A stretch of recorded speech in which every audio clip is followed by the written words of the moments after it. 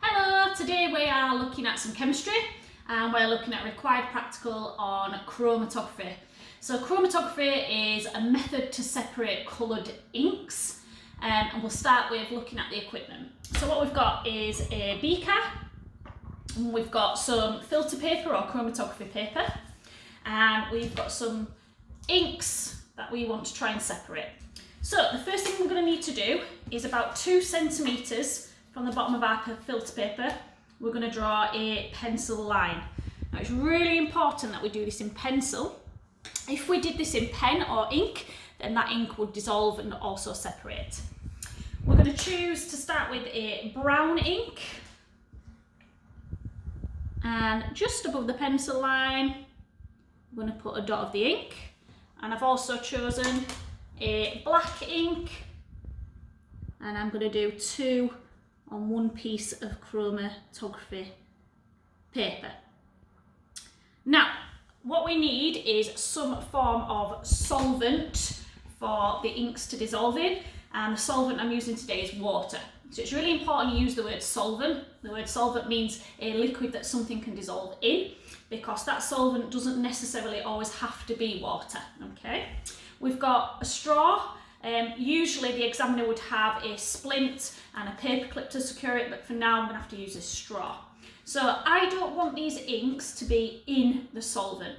If that happens, they will dissolve directly into the solvent.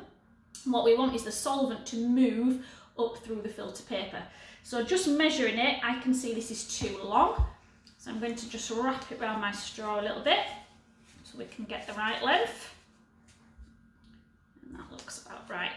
So I'm going to sit that in my solvent. Now the solvent will be mobile. So what that means is it will slowly move up through my chromatography paper, whereas the paper itself is stationary. So the paper will not move. So we need to leave that about 5 minutes to work. Therefore, I've got some that I've done earlier. So this one was my black pen, and then we've got one here where I used a pink pen.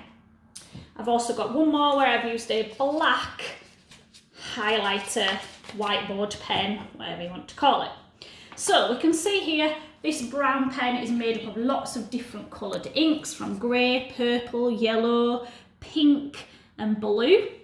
We've got the pink pen, mainly pink ink with a little bit of purple, but the black whiteboard pen, we've got no movement. So there's 2 possible explanations for that. Firstly, it could be that the ink inside this pen is made of a pure substance. So a pure substance is a substance that is only made of one type of atom, element or compound. Because we've got separation in the other 2, they cannot be pure substances.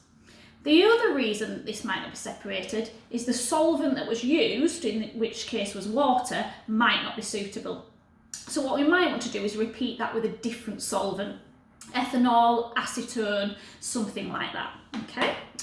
Once you've got your chromatography separated, and we can see this one's working quite nicely as we speak, what we're going to do is we're going to calculate something called the RF value.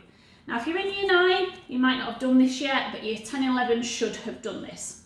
Now, the RF value is basically a number that is very specific to one colour in an ink, okay?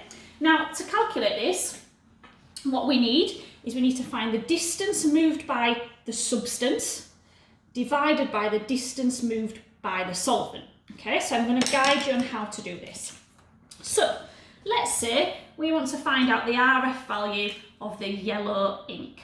What we first need to do is measure the distance from our starting line to where our solvent ended up. And I can just see where the solvent moved to. Now, usually in your exam, the examiner likes this to be in millimetres, but sometimes centimetres, so really checking the units that they've used. So this one is 57 millimetres. And I'm just going to write that on my results table here. So my solvent was 57, and we're looking at the yellow. So what I'm going to do is I'm going to measure up from the start point to the middle of my yellow ink, which is exactly 30 millimetres. And I've got one here as well that I did earlier, looking at the purple ink. Okay, so we're going to do 30 divided by 57. So I'm just going to do this on my calculator. 30 divided by 57, and that comes out at 0.53.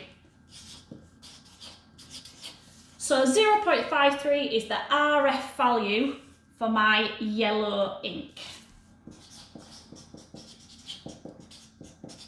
Okay. Now what I need to do to check that is completely accurate is repeat again with this same ink, but try some different solvents, and that reduces random errors. Okay. Now then, in your exam, obviously there won't be any colour, it will be a black and white paper, so the chromatography that they might show you would look more like this with just some black dots. And what you need to do is, again, measure from the start line, the pencil line, to the solvent, but then when you measure your substance, go for the middle of the dot. Okay. Right, listening carefully, here are your questions. Number 1, what is the mobile phase? Number 2, why must the line be drawn in pencil? Number 3, why must the ink dot not be in the solvent? Number 4, if there's no separation of ink, like this black one here, what does this tell us? And there's 2 marks for that one. And number 5, how do we calculate the RF value? Answers emailed to your science teacher, please.